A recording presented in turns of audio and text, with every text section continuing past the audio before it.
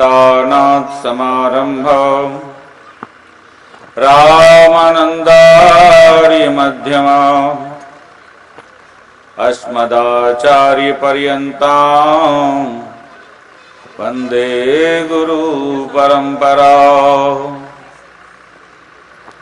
रामाय रामभद्राय रामचंद्राय वेधसे रघुनाथाय नाथाय सीताय पतये नमः। राम रामेति रामेति रमे रामि मनोरमे सहस्रनाम ततुल्यम् राम नाम वरानने। आपदाम अपहर्तारम् दातारं सर्वसंपदा लोकाभिरामं श्रीरामं भूयो भूयो नमाम्यहम्। कृष्णाय वासुदेवाय देवकी नंदनाय च नंदगोपकुमाराय गोविंदाय नमो नमः। वसुदेवसुतं देवं कंसचाणूरमर्दनं देवकी परमानंदं कृष्णवन्दे जगद्गुरो। सच्चिदानन्दरूपाय विश्वोत्पत्त्यादिहेतवे तापत्रय विनाशाय श्री कृष्णाय वयं नमः। हरिः ओम सहनाववतु सहनौ भुनक्तु सह वीर्यं करवावहि तेजस्विनावधीतमस्तु मा विद्विषावहि। ओम शांति शांति शांति।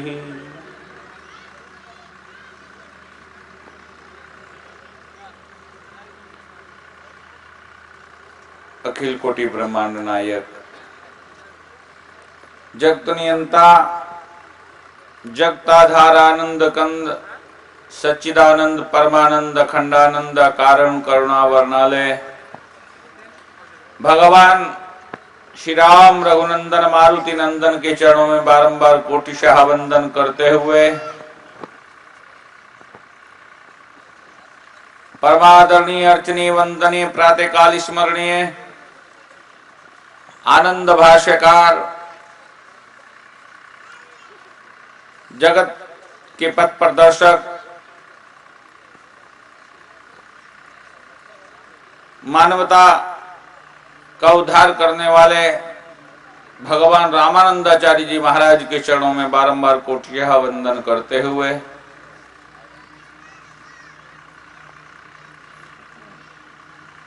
परमादरणीय अर्चनीय वंदनीय सर्वकाल स्मरणीय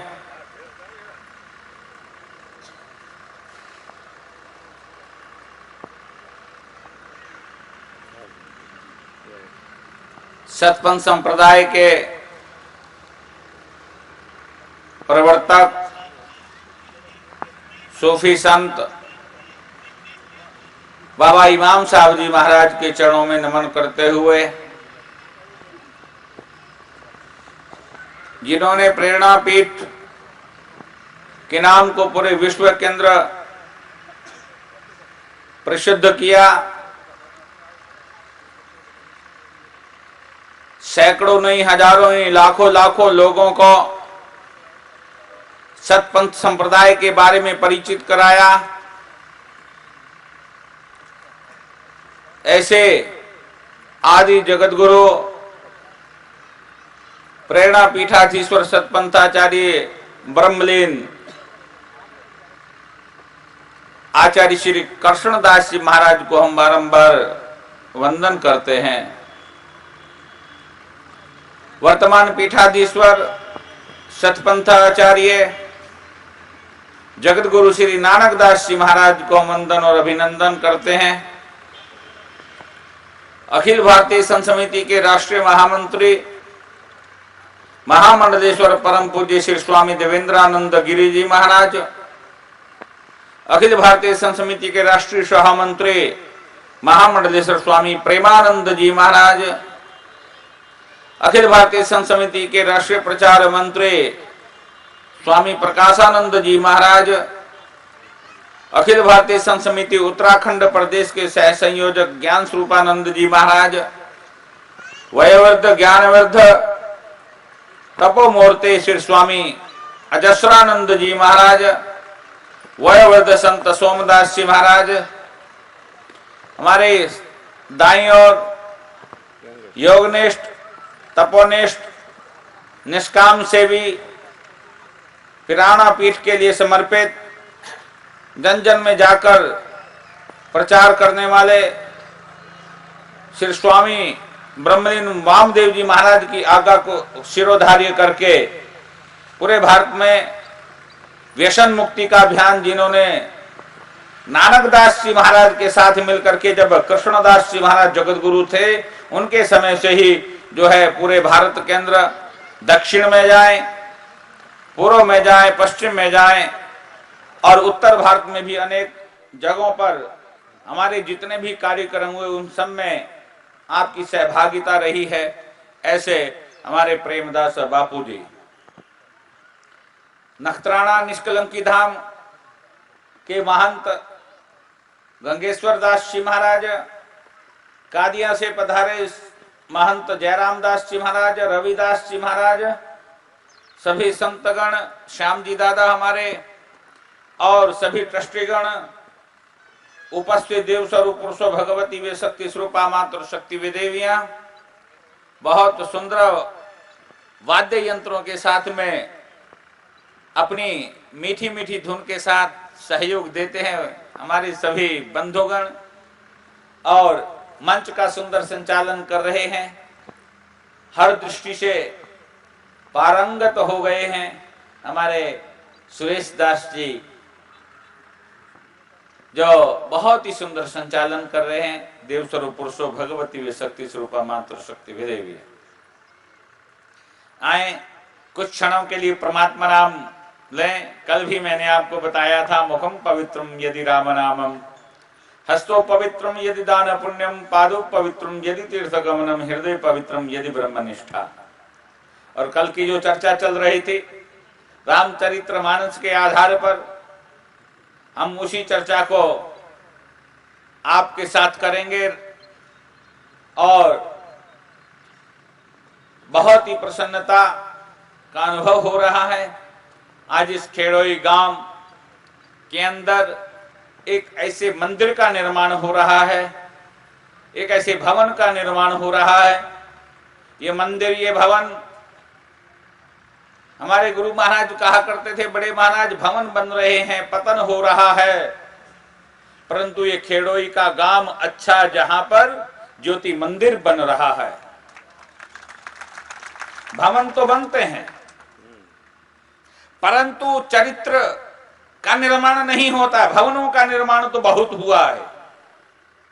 मंदिर पर भी थोड़ी सी चर्चा हम करेंगे। मंदिर की आवश्यकता क्यों, क्या आवश्यकता है हमारे पूजा स्थलों की, क्या आवश्यकता है इन मठों की, इन मंदिरों की, उस पर भी थोड़ी हम चर्चा आपसे करेंगे। आए पहले परमात्मा नाम थोड़ा सा ले लें, हरि नाम, क्योंकि कलिकाल में कलयुग केवल नाम आधारा, सुमर सुमर नर उतर ही पारा।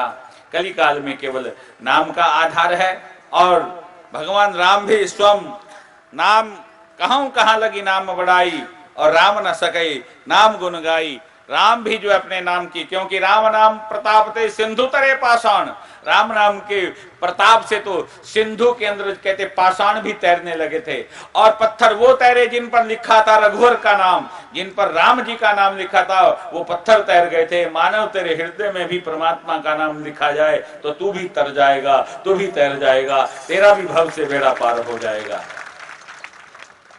और जिन जिन लोगों ने नाम की आराधना की, नाम जप किया है, क्योंकि नाम जप से आत्म संतोष मिलता है। जैसे शरीर की खुराक अन्न है, ऐसे मन की खुराक तो जप है। शरीर को स्वस्थ रखने के लिए, आप बलिष्ठ रखने के लिए, पुष्ट रखने के लिए तो आप अन्न का आधार लेते हैं, ऐसे मन को तुष्ट करने के लिए, मन को ठीक रखने के लिए आपको नाम का आधार लेना पड़ेगा, जप का आधार लेना पड़ेगा। आए भाव के साथ कोई जीव ऐसी ना रहे, क्योंकि परमात्मा नाम मानव को ये जीवा मिली है, एकमात्र मानव ही ऐसा है जो हरि नाम उच्चारण कर सकता है। जितने भी 83,99,999 योनियों के बाद में मानव की योनि हमको मिली। भई प्राप्त मानुख देहोरिया, गुरबाणी ने भी कहा, भई प्राप्त मानुख देहोरिया, गोविंद मिलन की एहो तेरी वरिया, कि ये मानव देह तुझे मिली है, दुर्लभ हो मानुषो देह, ये मानव की देह बड़ी दुर्लभ है। दुर्लभ हो मानुषो देह, देही नाम क्षण भंगुर, ये मानव की देह भी दुर्लभ है और ये क्षण भंगुर भी है। क्षण भंगुर जीवन की कलिका, कल प्रात को जान खिली न खिली, कलिकाल कुठार लिए फिरता तन नम्र पे चोट झिली न झिली, भजले नाम अरि रसना, फिर अंत समय पर हिली न हिली, फिर अंत समय पर हिली न हिली। जब वो समय आएगा, लोग कहेंगे बोलो तो आप बोल नहीं पाएंगे, लोग कहेंगे देखो तो आप देख नहीं पाएंगे, लोग कहेंगे चलो तो आप चल ना पाएंगे। आज समय है, आज शरीर की अवस्था अच्छी है। शंकराचार्य जी महाराज ने भी कहा, अभी समय है प्यारे परमात्मा नाम जप करने का, गोविंद के नाम जप करने का अभी अवसर है, क्योंकि अंगम गलितम पलितम मुंडम दशन वहीनम जातम तुंडम विरदो याति गृहपा दंडम तदपि न मुंचते आशा पिंडम, भज गोविंदम भज गोविंदम, गोविंदम भज मूढ़मते, भज गोविंदम भज गोविंदम, गोविंदम भज मूढ़मते। भाव से कहें, भज गोविंदम भज गोविंदम भज गोविंदम भज गोविंदम, भज गोविंदम भज गोविंदम भज गोविंदम भज गोविंदम भज गोविंदम भज गोविंदम। परमात्मा थोड़ा सा ऊंचा सुनता है, क्योंकि भगवान कान में मशीन नहीं लगाता है, क्योंकि ईश्वर कभी किसी मूर्ति में कोई मशीन लगी हुई देखी है, वो मशीन नहीं लगाता है, और थोड़ा सा ऊंचा सुनता है और देर में सुनता है। भगवान ऊंचा भी सुनते हैं, थोड़ी देर में भी सुनते हैं, क्योंकि बहुत जल्दी प्रसन्न भी नहीं होते। जब तक भक्त के भाव को पढ़ ना लें, जबकि आपके हृदय के भावों को पढ़ना लें, तब तक परमात्मा प्रसन्न नहीं होते। और जिस क्षण परमात्मा आपके हृदय के भावों को पढ़ लेते हैं, तुम्हारा भाव ठीक हो गया है, तुम्हारी भावनाएं सुंदर हो गई हैं, तत्काल परमात्मा मिल जाते हैं। और इसलिए कहते भगवान थोड़ा ऊंचा सुनता है, देर से सुनता है। देर से सुनता तो बहुत देर तक गाना पड़ता है, ऊंचा सुनता है तो जोर से गाना पड़ता है। इसलिए भाव के साथ देर तक भी गाएं और जोर से भी गाएं।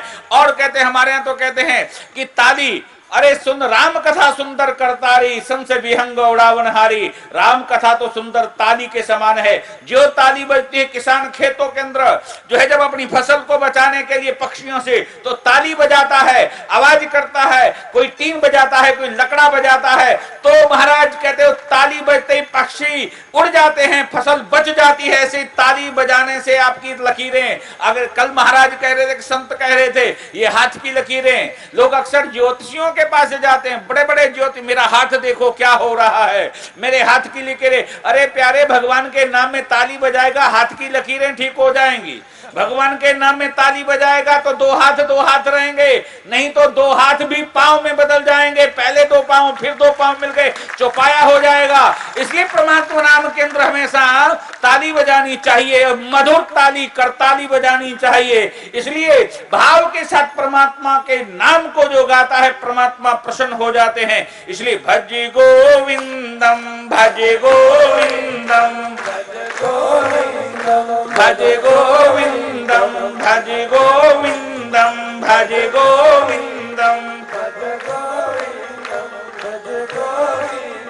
गोविंदम भज मूढ़मते गोविंदम भज मूढ़मते गोविंदम भज मूढ़मते गोविंदम भज मूढ़मते गोविंदम भज मूढ़। शंकराचार्य जी महाराज ने कहा कि अंगम गलितम पलितम मुंडम, मेरे प्यारे ये सिर के बाल सफेद हो गए, अंगम गलितम अंग टेढ़े मेढ़े हो गए, पलितम मुंडम सिर के बाल सफेद हो गए, दसन वहीनम जातम तुंडम आंखों से कानों से सुनाई नहीं देता, और कानों से सुनाई नहीं देता, आंखों से दिखाई नहीं देता, दसन वहीनम जातम तुंडम वृद्धो याति गृहीत्वा दंडम, और बुढ़ापे में लाठी का सहारा ले लेता है, तदपि न मुंचत आशा पिंडम, अरे आशा रूपी पिंड को फिर भी नहीं छोड़ता है। और इतनी अवस्था इस जीव की हो गई, ए मानव तेरी अवस्था ऐसी हो गई, अंग टेढ़े मेढ़े हो गए, झुककर चलता है,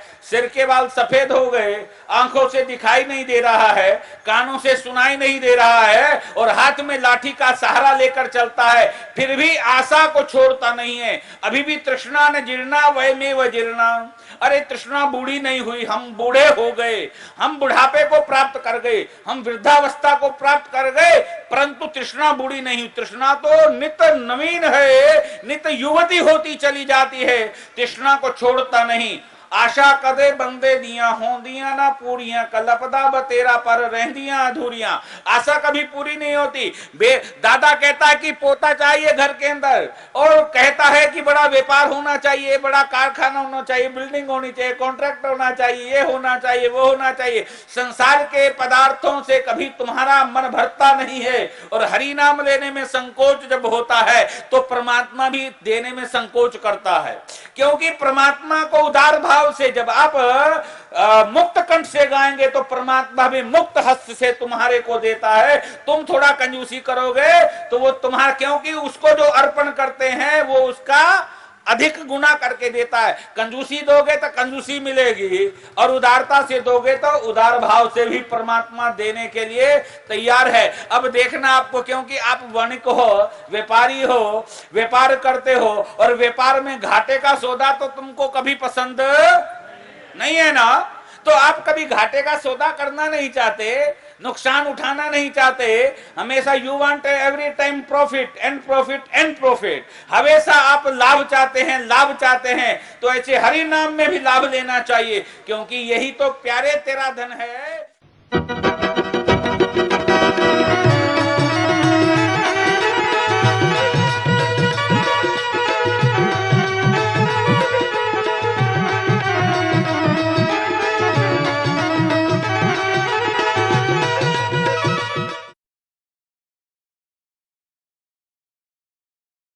नाम का धन है, और निर्बल केवल राम है, निर्बलों का बल है तो राम है, धनवंतों का धन है तो राम है। उस राम के नाम को जब हम हृदय से गाते हैं तो मेरा परमात्मा प्रसन्न हो जाता है। ठाकुर को प्रसन्न करने का मैंने भाव से कहा, आपसे पहले ही कहा कि आप भाव से गाएंगे, मुक्त कंठ से गाएंगे, परमात्मा ऊंचा भी सुनता है और देर से भी सुनता है। परंतु भाव का भूखा हूं मैं, भाव ही बस सार है, भाव से जो मुझको भजे तो भव से बेड़ा पार है। भाव बिन सुनी पुकारे मैं कभी सुनता नहीं, भाव बिन सर्वस्व भी दे तो मैं कभी लेता नहीं। भाव पूरी टेर करती मुझे लाचार है, इसलिए धरा पर होता मेरा अवतार है।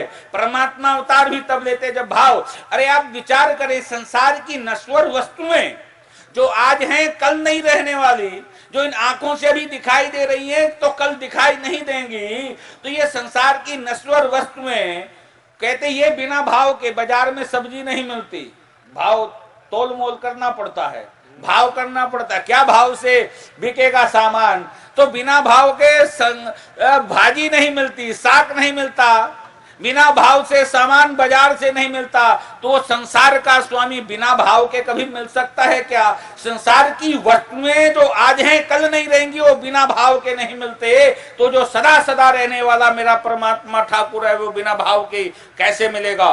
तो भाव को बनाना पड़ेगा। और ये भाव कहाँ बनता है? ये भाव बनता है जब मंदिरों में प्रणाम करने हम जाते हैं, ये भाव बनता है जब गुरुद्वारे के अंदर हम प्रणाम करने जाते हैं, ये भाव बनता है जब मठ और मंदिर आश्रमों के अंदर जब हम जाते हैं, तो हमारा भाव का निर्माण होता है। और वहां पर जाने से, क्योंकि वो आस्था के केंद्र होते हैं, ये आस्था के केंद्रों के अंदर जाकर के हमारी चरित्र का निर्माण होता है। दुनिया के अंदर बड़ी बड़ी अटालिकाएं तो बनती हैं, परंतु उन अटालिकाओं में क्या होता? कहीं वैश्यावृत्ति होती होगी, कहीं सिनेमा दिखाया जाता होगा, कहीं पर जुआ खेला जाता होगा, कहीं पर बलात्कार किया जाता होगा, परंतु धन्य है वो खेड़ोई के मंदिर, ज्योति मंदिर, जहां पर चरित्र का निर्माण होगा। बाकी जगह पर चरित्र का ह्रास होता है, बाकी जगह चरित्र बिगड़ जाता है। अगर चरित्र का निर्माण होता है, अगर चरित्र बनता है, तो इन मंदिरों में जाकर ही बनता है, इन गुरुद्वारों के अंदर जाकर ही बनता है, निष्कलंकी नारायण ज्योति मंदिर के अंदर जाकर ही चरित्र का निर्माण होगा। ये भवन का निर्माण नहीं, चरित्र निर्माण के केंद्र है, ये मंदिर चरित्र निर्माण के केंद्र है। और जिस देश का चरित्र ऊंचा होता है, जिस देश के लोगों का चरित्र ऊंचा होता है, जिस देश के जवानों का चरित्र ऊंचा होता है, जिस देश की माताएं और बहनों का चरित्र ऊंचा होता है, उस देश के अंदर ही परमात्मा अवतार लेते। यही तो कारण है कि गायंती देवा किल गीत कहानी, धन्यास्तुते भूमि भारत भागा, भारत भाग की भूमि इसलिए धन्य है। यहाँ पर ऋषियों ने अवतार लिया, यहाँ पर मुनियों ने अवतार लिया, यहाँ पर परमात्मा ने अवतार लिया, यहाँ पर लक्ष्मी नारायण भगवान आ चुके हैं और निष्कलंकी नारायण आने वाले हैं, क्योंकि यहाँ चरित्र की बात होती है। क्योंकि बिना चरित्र, और देशों के अंदर हम देखते हैं, कल भी आप सुन रहे थे, sex free all over countries में देखें, ऑल ओवर वर्ल्ड में देखें, तो बहुत सी जो देश हैं वो सेक्स फ्री कंट्री हैं, परंतु हमारा देश मर्यादा का देश है, हमारा देश संस्कारों का देश है, हमारा देश भक्ति का देश है, हमारा देश जो है महानता का देश है, हमारा देश शहीदों का देश है, हमारा देश भक्तों का देश है, हमारा देश ऋषियों का देश है, हमारा देश मुनियों का देश है, और हमारा देश भगवान के अवतार का देश है। इसलिए हम परमात्मा अवतार लेते। अगर यहाँ भी चरित्र का निर्माण ना होता, अगर यहाँ भी चरित्र ना होता लोगों के अंदर, तो परमात्मा यहाँ पर भी नहीं आते। कौन सा कारण है? हम इस भारत को माता कहते हैं, क्योंकि माता ही चरित्र निर्माता होती है, माता ही इस देश की भविष्यकर्ता होती है, माता ही पूरे अपने बेटों को लालन और पालन करती, संस्कार देती है। हमारे इसलिए कहा मातृदेवो भव, पितृदेवो भव, आचार्य देवो भव, अतिथि देवो भव। पहला स्थान हमारी माता का है, पहले ही हमारी माता का स्थान है। माँ हमारी गुरु है, माँ हमारी सब कुछ है, इसलिए माँ को हम पूजा करते हैं। इसलिए उमिया माता की भी हम पहले वंदना करते हैं, पूजा करते हैं। आज अगर हम खेड़ोई गांव में भी देखें तो पहला नंबर भी मंदिर में उमिया माता जी का है। जब माँ प्रसन्न होगी, लक्ष्मी नारायण आ जाएंगे, तो निष्कलंकी नारायण को तो आना ही पड़ता है। जब लक्ष्मी नारायण आएगा तो निष्कलंकी आएंगे, क्योंकि लक्ष्मी नारायण पहले आते हैं, निष्कलंकी नारायण बाद में आते हैं। ये परंपरा, पहले माता जी पधारी, फिर लक्ष्मी नारायण आए, और फिर निष्कलंकी नारायण भगवान आज आपके गांव में पधार रहे। ये सद्भाग्य है ये मंदिरों का। इसलिए मंदिर वही अच्छा है जहां पर चरित्र का निर्माण होता है। मंदिरों की चर्चा रामचरितमानस के अंदर, सुंदरकांड के अंदर कई मंदिरों की चर्चा है। मंदिर शोधने के लिए हनुमंत लाल जी महाराज लंका के अंदर गए कि मंदिर मंदिर प्रति कर शोधा, देखे जहां ताय अगणित जोधा। कहते मंदिर मंदिर को, मंदिर के अर्थ कई होते हैं, परंतु कुछ मंदिर महलों को भी मंदिर कहा जाता है, कुछ भवनों को भी मंदिर कहा जाता है। हनुमंत लाल जी महाराज ने बड़े बड़े महलों का निरीक्षण किया, मंदिर मंदिर प्रति कर शोधा, शोध किया। अब शोधा कैसे? शोधन कर दिया। हनुमंत लाल जी महाराज तो पूरी लंका का शोध कर दिया, पूरी लंका को शोधन कर दिया, पूरी लंका को पवित्र कर दिया, तभी तो वो रावण की लंका विभीषण को मिली, भगवान के भक्त को मिली। हनुमंतलाल जी महाराज मंदिरों का शोधन करते हैं। मंदिर मंदिर प्रतिकर शोधा, देखे जहां तहां अग्नित जोधा। कहते बहुत अग्नित जोधाओं को देखा, बड़े बड़े आकार वाले जोधा वहां पर पड़े हुए हैं। गयो दशानन मंदिर माही, अति विचित्र कही जात सुनाही। कहते जब दशानन के मंदिर में गए, गयो दशानन मंदिर माही, अति विचित्र कही जात सुनाही। कहते बड़ा विचित्र है। कहते विचित्र को व्याख्या करना बड़ी मुश्किल होती है। किन्हीं किन्हीं महापुरुषों के बारे में कहते हैं, परंतु किन्हीं के बारे में कहते भैया बड़ा विचित्र आदमी, इसकी चर्चा बंद करो। तो रावण बड़ा विचित्र है, रावण का महल भी विचित्र है, रावण का जो सैन्य कक्ष है वो भी विचित्र है। गयो दशानन मंदिर माही, अति विचित्र कही जात सुनाही। सैन्य की ये देखा कपिते ही, मंदिर महुना दीखी वे देही। कहते रावण का जो महल है वो बड़ा विचित्र है। रावण ने जो अपना सैन्य कक्ष बनाया हुआ बड़ा विचित्र है। कहीं कहीं कभी कभी किन्हीं किन्हीं लोगों के यहां जाते हैं जहां बड़ी बड़ी दारू शराब की बोतलें पड़ी और रावण का शयन कक्ष माना जाता है। समझे? रावण का महल कैसा है? जहां पर नॉन वेज पड़ा हो, बड़ी बड़ी शराब की बोतलें पड़ी हो।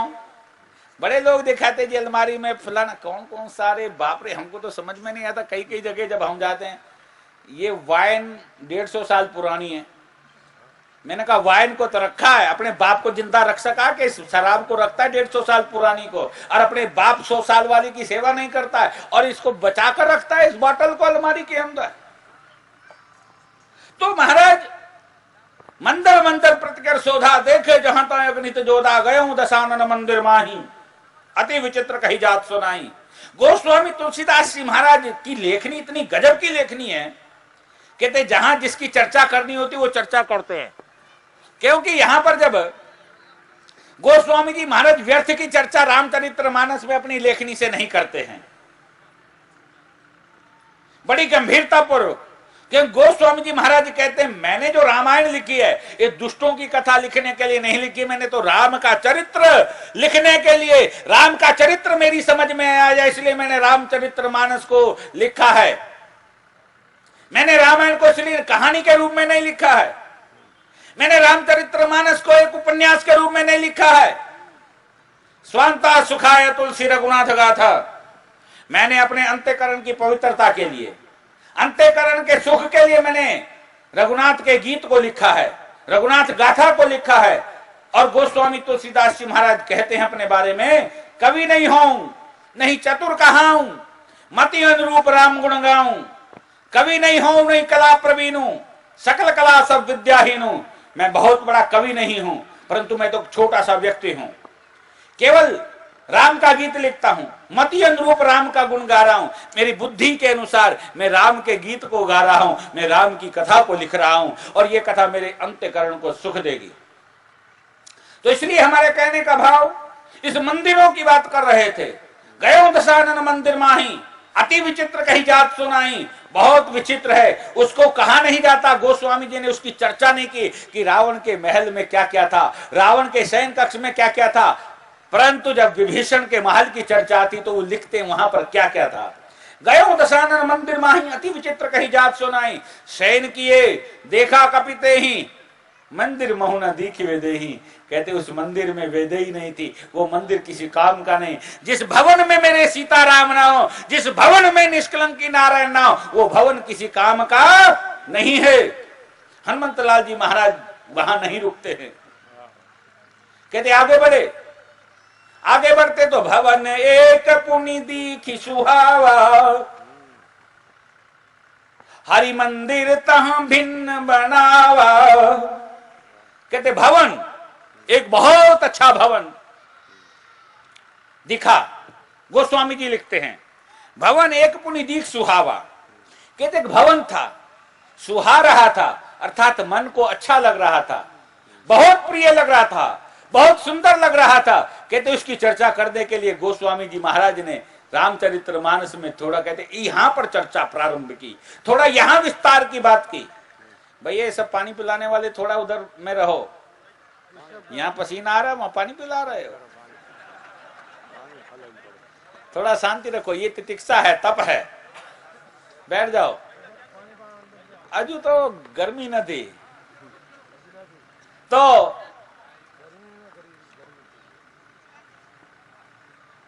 भवन एक पुनि दीख सुहावा, क्योंकि कथा के अंदर विघ्न नहीं होना चाहिए।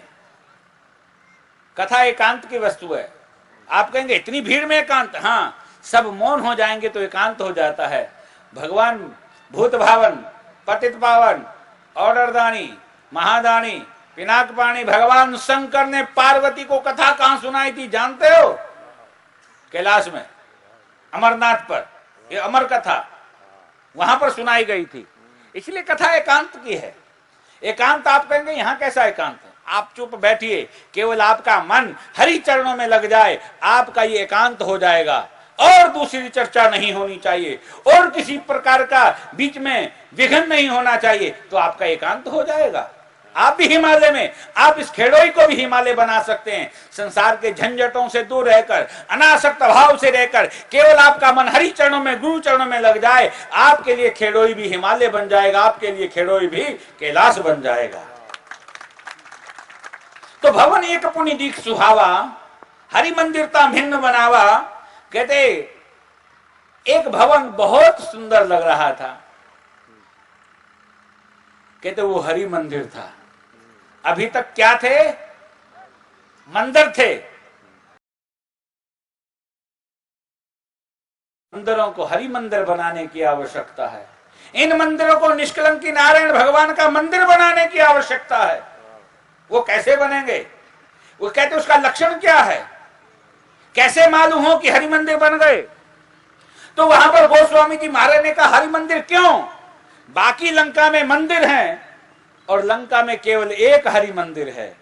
वो कौन सा है? कहते वो हरि मंदिर मन को अच्छा लगता है, आंखों को सुंदर लग रहा है। रावण के मंदिर की चर्चा नहीं की, यहां पर एक भवन की चर्चा की, और वो भवन हरि मंदिर बना हुआ है। तो आप क्या बनाएंगे? मंदिर बनाएंगे कि हरि मंदिर बनाएंगे? अगर आप मंदिर बनाओगे तो कुछ फायदा ना होगा। जब आप हरि मंदिर बना दोगे तो वहां मेरे ठाकुर विराजमान हो जाएंगे, वहां निष्कलंकी नारायण आ जाएंगे, वहां मेरे गुरुदेव आ जाएंगे, वहां पर परमात्मा आ जाएंगे। आज आवश्यकता है हरि मंदिरों को बनाने की। तो भवन एक पुनि दीख सुहावा, हरि मंदिरता भिन्न बनावा। कहते वो जितने मंदिर थे लंका में उनसे भिन्न था, उनसे अलग था, हरि मंदिर था। कहते वो हरि मंदिर कैसे था? कैसे पहचान हुई कि ये हरि मंदिर है? क्या गेट पर लिखे होंगे कि कुत्तों से सावधान? क्यों? बड़े बड़े गेटों पर लिखा रहता कुत्तों से be aware dog, be aware dog. और कहीं कहीं लिखा होता सावधान यहाँ कुत्ते रहते हैं। बताइए, तो वो हरि मंदिर हो सकते हैं? कुत्ते रहेंगे वहां हरि मंदिर होगा क्या? वो तो मंदिर हो सकता है। मंदिर महल का नाम है, मंदिर मकान का नाम है। तो गेट पर क्या लिखोगे? सावधान यहाँ कुत्ते रहते हैं? नहीं। क्या लिखा था विभीषण ने? पूरी लंका के भवन मंदिर हैं, परंतु विभीषण ने क्या लिखा था कि रामायुध अंकित ग्रह, रामायुध अंकित ग्रह, शोभा वर्णि न जाय, नव तुलसिका वृंद तहां, देख हर्ष कपिराय।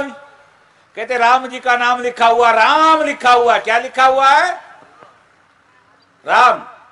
अरे आप भी बोलो ना राम। पाकिस्तान में थोड़े बैठे तो हिंदुस्तान में राम बोलने में कोई पाबंदी नहीं है।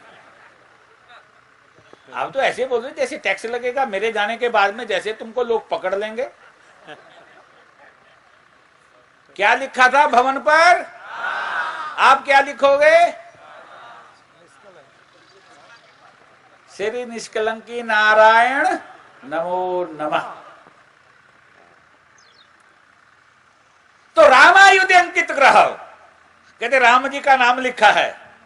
अच्छा देखिए, विभीषण बड़े चतुर भी थे।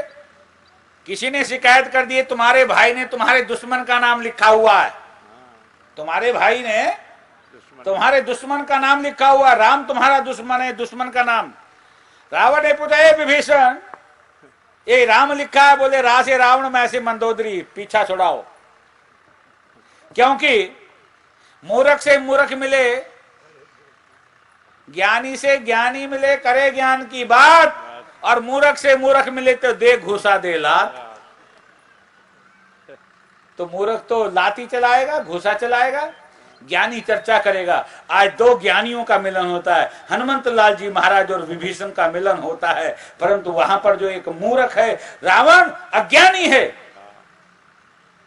वेद का जानकार भी हो करके इस तरह का अपराध करने वाला अज्ञानी ही कहा जाएगा। कभी कभी कहते ना पढ़ा लिखा बेवकूफ, कभी कभी पढ़े लिखे बेवकूफ संसार में बहुत हैं। कभी कभी धन्ना जट कोई कोई होता है, सभी कोई कोई होती है, कबीर कोई कोई होता है, नानक कोई कोई होता है, सूरदास कोई कोई होता है। ये तो विरलों में कोई एक होते, इमाम साहब कोई कोई होता है, और कृष्ण दास और नानक दास भी खड़ोई में कोई कोई होता है।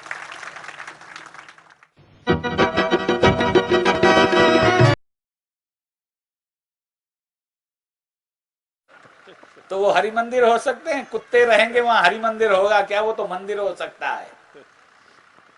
मंदिर महल का नाम है, मंदिर मकान का नाम है।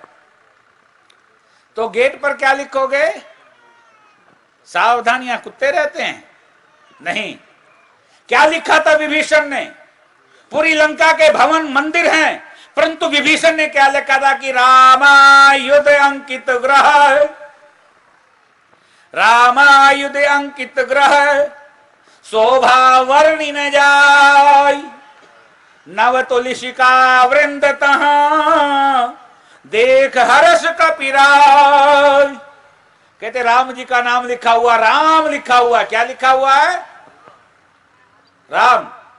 अरे आप भी बोलो ना राम। पाकिस्तान में थोड़े बैठे, तो हिंदुस्तान में राम बोलने में कोई पाबंदी नहीं है।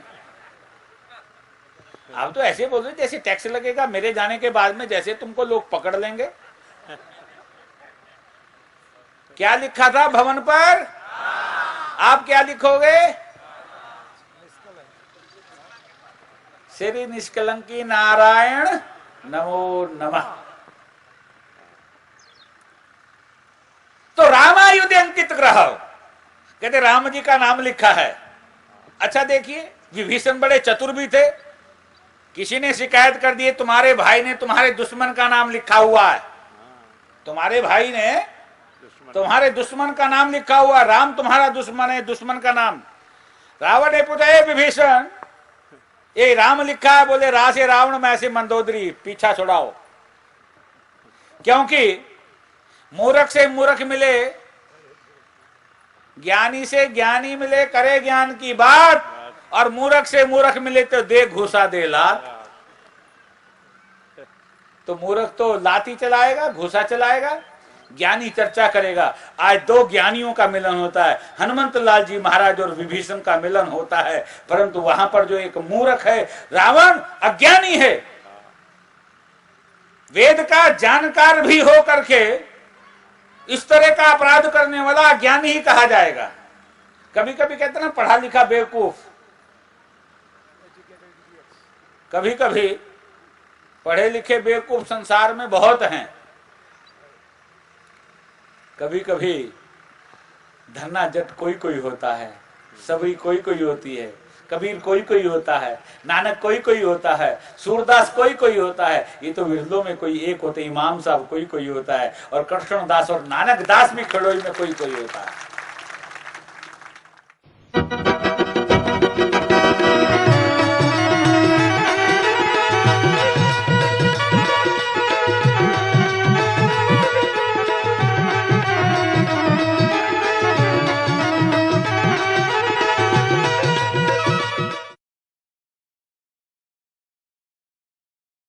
एक महान कुंभ लगना चाहिए।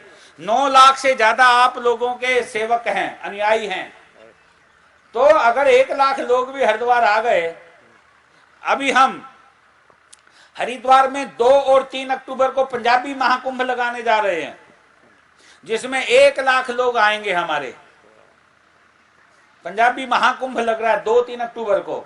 2 तारीख को गांधी जयंती है, 3 तारीख को शनिवार रविवार है, तो छुट्टी है दोनों दिन। तो पंजाबी महाकुंभ आप देखने आइए, फिर अपने बाद में आप लगाइए सतपंथियों का महाकुंभ हरिद्वार के अंदर।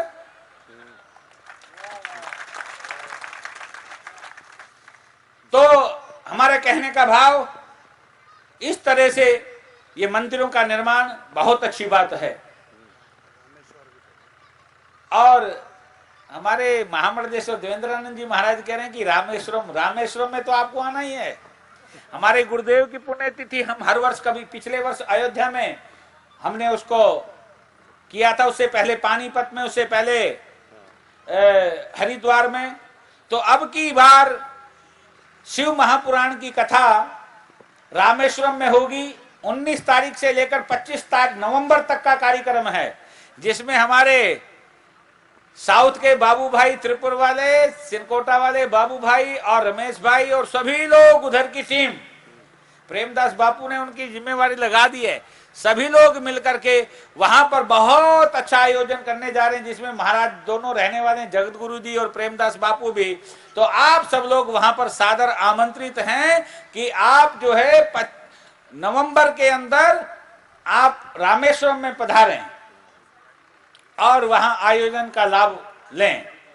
तो हम बता रहे थे आपको, इस तरह से हमारे ये मंदिरों का निर्माण आने वाली जो पीढ़ियां हैं उनके लिए है। अब रुकने का काम नहीं है, अब तो बढ़ते जाना है, बढ़ते जाना है। और पूरे देश के अंदर नहीं, पूरी दुनिया के अंदर सतपंथ समाज को आगे लाना है, जोर से लाना है। और यही हमारी शुभेच्छा है। और महाराज श्री इस प्रकार से स्वस्थ रहें, सभी संत लोग दीर्घायु हों, स्वस्थ हों, आप सभी लोग स्वस्थ रहें, दीर्घायु हों और समाज का काम करते रहें। हमें बहुत आनंद हो रहा है। और हम तो फिर बार बार यही कहेंगे कि धर्म नहीं सिखाता आपस में बैर रखना। कोई भी धर्म अगर नफरत के बीज बोता है वो धर्म नहीं है, वो संप्रदाय नहीं है। जो समता के बीज बोए, जो समन्वय के बीज बोए, जो भाईचारे के बीज बोए, जो मानवता के बीज बोए, वही सच्चा धर्म है, वही सतपंथ है। तो ये आपका धर्म है। दूसरे लोग अपने आप ठीक होंगे, घबराने की आवश्यकता नहीं है। आपने तो बड़े बड़े झंझावत झेले हैं, बड़े बड़े संघर्षों को झेला है। अरे मुझे तो वो दिन याद आता है जब प्रतिबंध लग गया था, सरकार ने प्रतिबंध लगा दिया, सम्मेलन नहीं होगा। परंतु हमारे भारत के सारे महात्मा, पिराना में 1800 महात्मा आए थे और नखत्राना में 3000 महात्मा आए थे। आप विचारो, 1800 महात्मा, 1800 महात्मा, क्योंकि भीमजी भाई और हम दक्षिणा बांटने में थे, काउंटिंग हमारे पास है। तो इतनी संतों की सेवा आज तक किसी और संप्रदाय ने नहीं की जितनी सतपंथ ने की है। और ऐसे सतपंथ को, ऐसे संप्रदाय को सभी संतों का बहुत बहुत आशीर्वाद है। खेड़ोई गांव की सभी जनता को हमारी ओर से बहुत बहुत आशीर्वाद, सभी संतों की ओर से आशीर्वाद। इतना कह करके आप सबको वंदन, अभिनंदन करता हुआ वाणी को विराम देता हूँ। सर्वे भवन्तु सुखिना। केकई की कथा फिर अगली बार होगी भैया। जरूर कहना तो चाहता था, परंतु आज मंदिरों की चर्चा थी, इसलिए अब समय इजाजत नहीं दे रहा कि कुछ बढ़ूं, क्योंकि आपके कार्यक्रम, पूजा का बहुत विस्तार का कार्यक्रम, आज मंदिर की प्रतिष्ठा है, भोजन प्रसाद भी लोगों को लेना है, अभी दान दाताओं ने चढ़ावा की बात भी यहाँ पर होनी है, तो इसलिए काफी कार्यक्रम हैं। तो ये चर्चा फिर हम मिलते रहेंगे, रही जिंदगी तो मिलते रहेंगे, मेले लगे हैं लगते रहेंगे, हम सब लोग फिर मिलेंगे। और अच्छी इसी शुभकामनाओं के साथ वाणी को विराम देता हूँ। धन्यवाद।